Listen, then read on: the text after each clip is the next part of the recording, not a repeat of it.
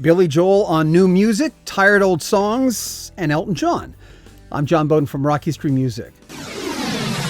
Billy Joel turns 70 in a few days. I think he's surprised. I think anyone's surprised when they turn 70. They go, well, life expectancy is a little older. Maybe not as much for rock and rollers, but Billy Joel has stood the test of time.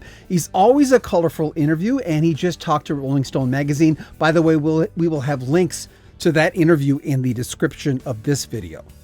As we reported not that long ago on this channel, that Billy Joel had admitted that there were new songs in his head. He would wake up with songs in the morning, but he hadn't changed his tune as far as recording the new songs. And he told Rolling Stone a very similar thing, but he did leave the door open for possibly new music in the future.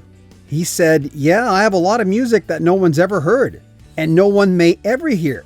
It's really about the creative process that's important to me, not about having records on the charts or selling a lot of recordings. I'm learning all the time, and you never stop learning. That's what's good about the writing process. You always learn something new whenever you create it. He did add he would never say never as far as releasing new material. He said he could release maybe a song or a soundtrack or a symphony. Anything was possible, so he didn't completely close the door. Let's keep in mind, Billy Joel has not released a pop song since 1993. He also told the magazine that he thought that Captain Jack had not aged very well. He thought it was kind of depressing. Angry Young Man hadn't aged well as well. He says he was kind of tired of playing it. And Billy Joel's always honest when it comes to interviews. He doesn't suffer fools. He says, as far as a biopic, he would not have enough objectivity to get something out there. You know, there's always that school of thought, you know, when Chicago released their documentary, which was done by Chicago, you kind of stop and think, okay, yeah, objectivity. As they say, reputation's not your business. It's someone else's business when it comes to reputation. I'm going off on a tangent on Chicago, but it wasn't their job to release a documentary on themselves.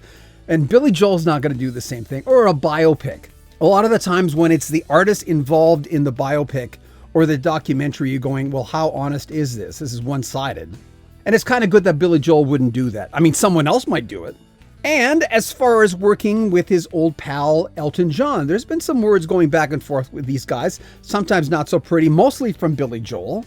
But here's what he said.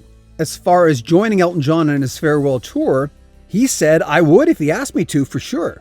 We worked together for 16 years, and those were good shows. I thought they were good value. I would work with him again, absolutely. I love Billy Joel. Some of my friends in the East say there was a drunken night one night where we were all at a place called Pizza Delight, and I brought in The Stranger with me. And I don't remember this, but they were saying, I think I was 16, 17 at the time, that I took out the album telling everyone, I was holding the vinyl telling everyone, this is going to be big, man. He's back. Billy Joel's back.